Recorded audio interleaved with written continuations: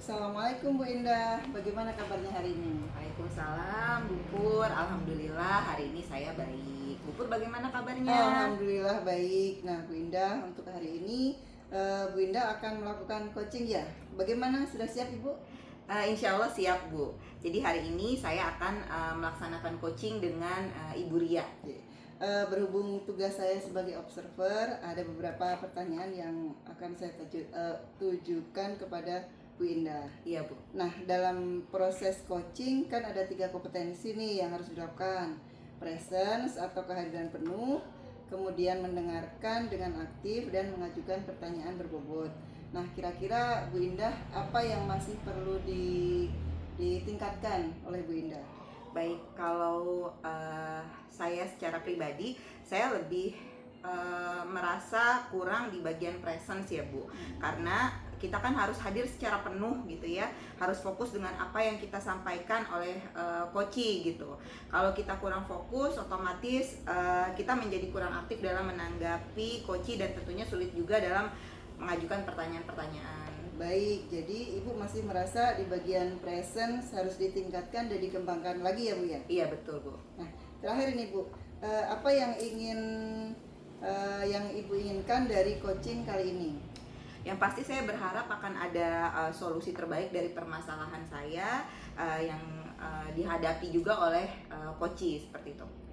Baik, semoga coaching kali ini berjalan dengan lancar, dan selanjutnya saya persilahkan Ibu untuk melakukan coaching dan saya sebagai observer untuk mengamati coaching yang Ibu lakukan. Silahkan nanti dilanjutkan ya Bu ya. Baik, terima kasih dan semoga nanti dapat berjalan dengan lancar. Amin. Terima kasih, Bu. Sama-sama. Ulang lagi. Udah deh. Sip. Udah. Kita potong.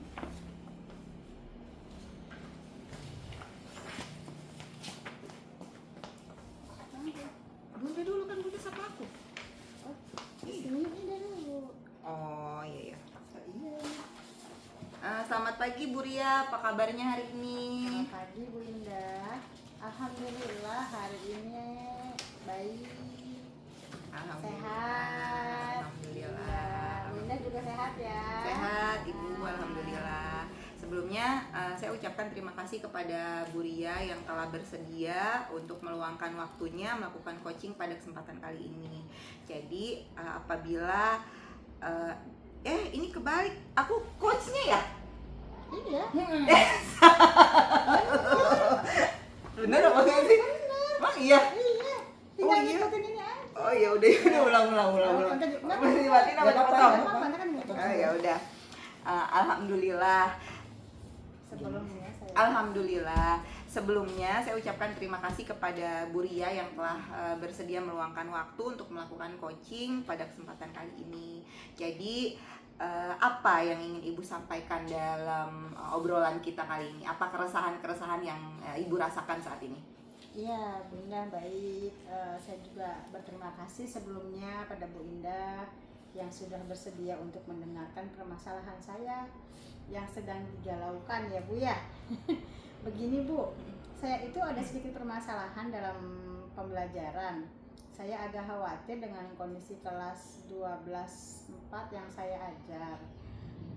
Saya itu merasa bingung kalau sudah berada di kelas yang muridnya itu lebih banyak diam.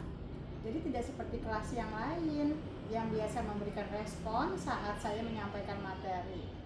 Kelas ini tuh lebih banyak diamnya gitu Bu. Kalau pembelajarannya nggak aktif lah ya, nggak aktif, lebih banyak diam. Jadi tidak seperti kelas lain yang biasa merespon kalau saya sedang memberi materi.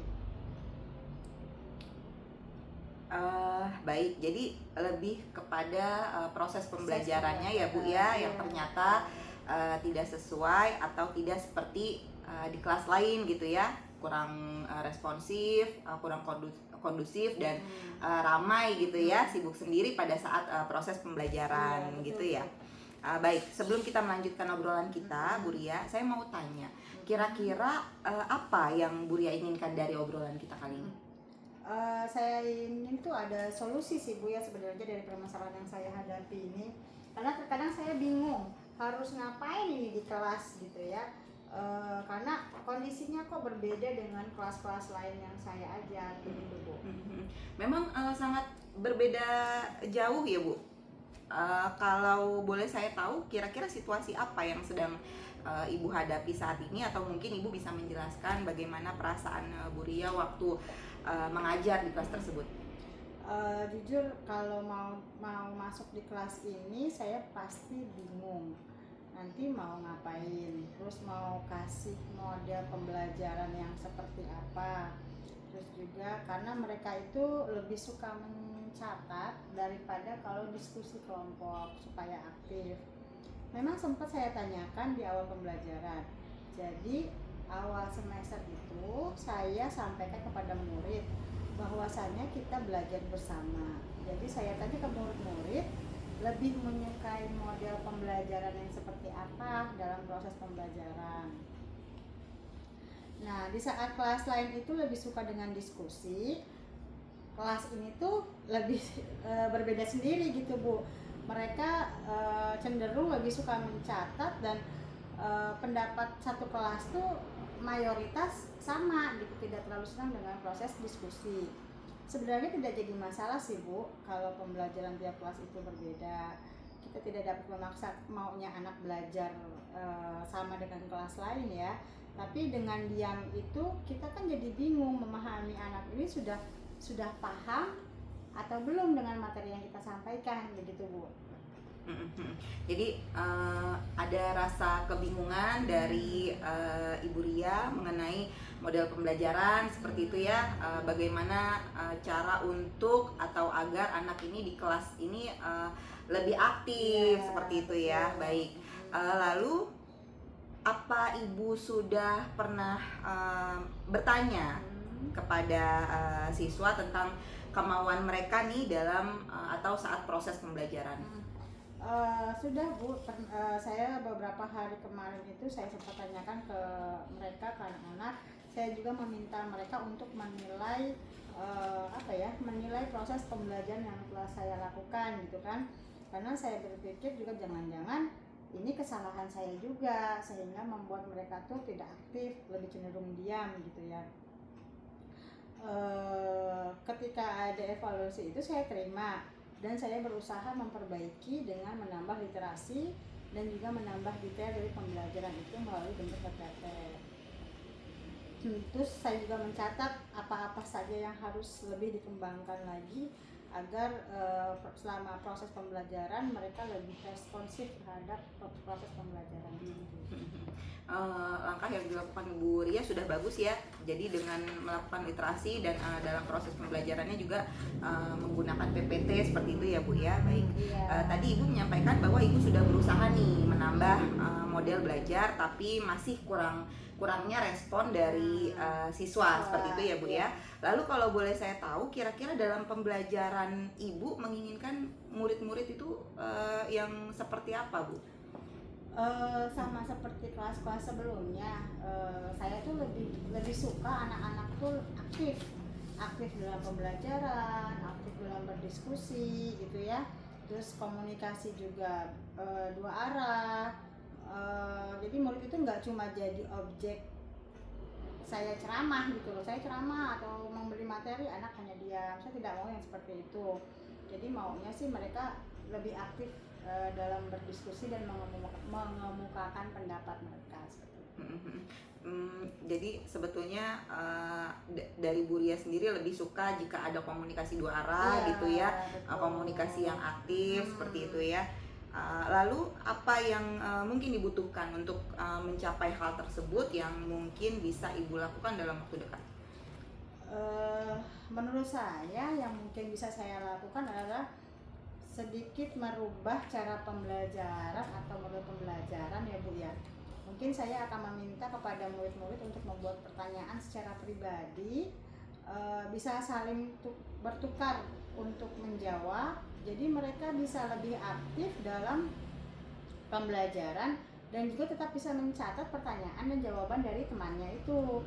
Dan mungkin juga dengan memberikan tugas presentasi bisa individu atau kelompok agar mereka dapat mengasah kemampuan berkomunikasi, karena nantinya mereka akan sangat memerlukan hal yang seperti ini di dunia kerja gitu. Jadi melatih mereka untuk tidak tidak canggung ya.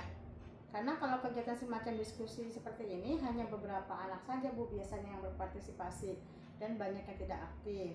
Terus mungkin juga saya akan menambah dengan menggunakan aplikasi semacam Quizzes agar lebih bervariasi dan mereka tidak bosan seperti itu. Itu sudah luar biasa sekali Bu Ria langkah yang akan Bu Ria laksanakan ya, dan Bu Ria sampaikan. Itu sudah sangat baik sekali gitu. Nah, Ibu benar-benar merancang atau merencanakan bagaimana melakukan pembelajaran untuk membuat anak-anak aktif di kelas gitu ya, dengan proses pembelajaran melalui quizzes, kemudian juga presentasi dan lain sebagainya.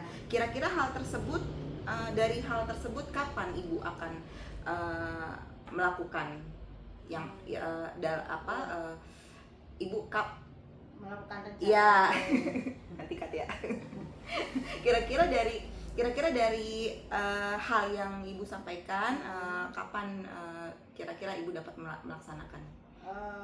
Mungkin mulai minggu depan kali ya Bu, karena minggu ini kami sedang mengadakan T5 kegiatannya. Baik, Bu Ria, tidak terasa kita sudah berada di akhir obrolan kita ini ya Bu. Jadi apa sih yang sebetulnya Ibu dapatkan dari perbincangan kita saat ini? Ya Bu Indah, jadi dari obrolan kita kali ini saya merasa dapat menemukan solusi apa yang harus saya lakukan untuk membimbing anak-anak di kelas.